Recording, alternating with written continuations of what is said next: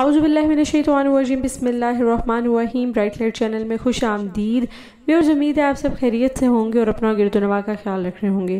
Viewers, کہا جاتا ہے کہ پیرس میں سیڈیمنٹیشن کی وجہ سے زمین پر چونے یعنی لائم سٹون کی تہوں سے بننے والی زمینی سطح جو کہ تقریباً 53 ملین سال پہلے بنی تھی، اس پر پہلی ایڈی میں پیرس کے اندر کوئریز اوپن پٹ بن گئے تھے، جن کو آپ کچھ یوں سمجھ لیں کہ غار کی شکل میں زمینی گلیاں بن گئیں، جہاں پر پھر لوگ جا کر رہنے لگے اور بعد میں اس کے آس پاس زمین کے اوپر ایک شہر آباد کر لیا۔ لیکن یہ اپنے مردے دفنانے یا جنگی حکمت عملی اور چھپنے کے لیے ان گلی نما غاروں کا استعمال کرتے رہے۔ پہلے یہاں سے بہت سے پیمانے پر چونا بھی نکالا جانے لگا، جس پر لوئس 16 بادشاہ نے پابندی لگا دی تاکہ اس زیر زمین جگہ پر کوئی نقصان نہ ہو۔ پہلی مرتبہ اس جگہ کو 1785 سے لے کر 1787 تک خالی کروایا گیا اور ایک بڑا مشہور قبرستان سیمیٹری سینٹ انوسنٹ جو کہ 1780 میں بند کر دیا گیا تھا، لوگوں کے رد عمل سے بچنے کے لیے راتوں رات ہزاروں انسانی ہڈیاں اور کھوپڑیاں مزدوروں سے کوئری وال میں نصب کروا دی گئی۔ 17ویں صدی میں پیرس کی یہاں پر آبادی کے اضافے کی وجہ سے قبرستان بھی بھرنے لگے اور بہت سی لاشیں انکورڈ ہونے لگیں، اور اس کا یہ حل ڈھونڈا گیا کہ ان کو صدیوں پرانی ان سرنگوں نما غاروں میں نصب کر دیا جائے جو کہ جہاں سے پہلے چونا نکالا جاتا تھا۔ اس جگہ کا نام پیرس میونسپل آسوری رکھا گیا، جو کہ بعد میں رومن کیٹاکومب کی مماثلت سے پیرس کیٹاکومب کے نام سے جانا جانے لگا۔ 1809 میں پیرس کا یہ کیٹاکومب پبلک کے لیے کھول دیا گیا۔ اس 200 میٹر کے آخر میں ایک رجسٹر بھی رکھا ہوا تھا جہاں پر سیاح اپنے تاثرات کا بیان کر سکتے تھے۔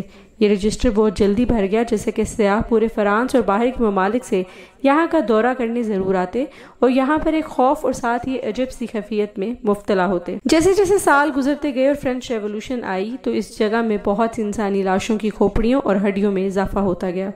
19ویں صدی میں اس کے اندر مختلف انتظامات کیے جاتے رہے۔ اب یہ پیرس کا کیٹاکومب سب کے لیے کھلا ہے اور کوئی بھی سیاح بغیر کسی اجازت کے یا کسی آتھرائزیشن کے اس کو دیکھنے جا سکتا ہے۔ یہ منگل سے اتوار کھلا رہتا ہے اور اس کا پتہ فرسٹ ایونیو کرنل ہنری رول ٹینگوئے ہے۔ اس جگہ مصری سٹائل میں میسنری مونومنٹ بھی بنایا گیا ہے اور کچھ جگہ کا نام رومن اور دوسرے مذاہب سے لیا گیا ہے، جیسے کہ سمیریٹن فاؤنٹین، سیپلکرل لیمپ۔ اس کے اندر اور دلچسپی پیدا کرنے کے لیے 2 سیکشن بنائے گئے، جس میں ایک جگہ ہڈیوں کی منرلز کے بارے میں معلومات فراہم کی گئی اور دوسری طرف پیتھولوجی یعنی اگر کوئی مرض کی وجہ سے مرا ہے تو اس کی ہڈیاں اور بونز ڈیفارمیشن دکھائی گئی۔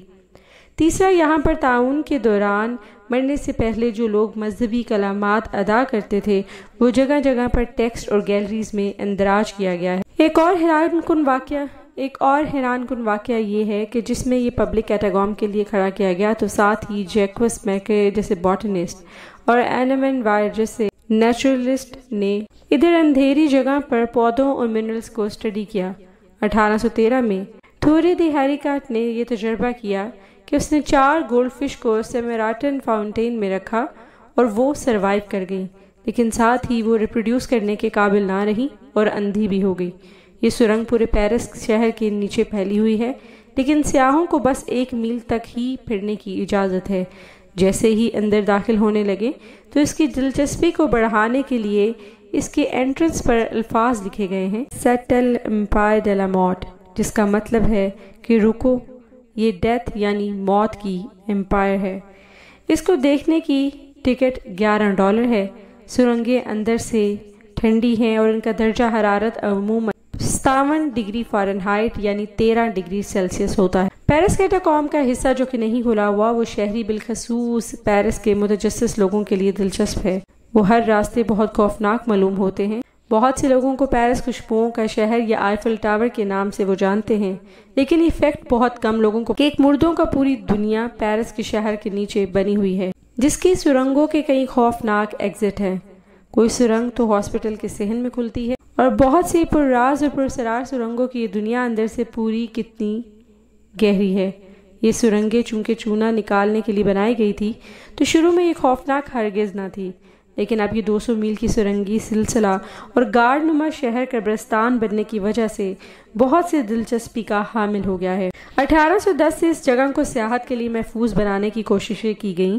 ایک اور عجیب و غریب بات یہ ہے مشہور ہوئی کہ بہت سے لوگ جو اس جگہوں پر یا ان سرنگوں میں جاتے ہیں وہ پھر غائب ہو جاتے ہیں یا اس حدود کے باہر جاتے ہیں جہاں پر جانے کی اجازت نہیں تو وہ وہاں سے واپس نہیں آتے۔ انہی کہانیوں کی بنا پر بہت سے مجرمانہ لوگ اپنی رابری کا سامان وہاں پر رکھنا شروع کر دیا، جیسے کہ 2017 میں 300 بوتلیں ونٹیج وائن کی وہاں پر چھپی ہوئی ملی جن کی مالیت 2.5 لاکھ یورو کی تھی۔ کچھ لوگوں کو یہاں پر مشروم بھی ملے، جس کے بعد لوگوں نے ادھر مشروم کی افزائش کے لیے بھی حکومت کو کہا۔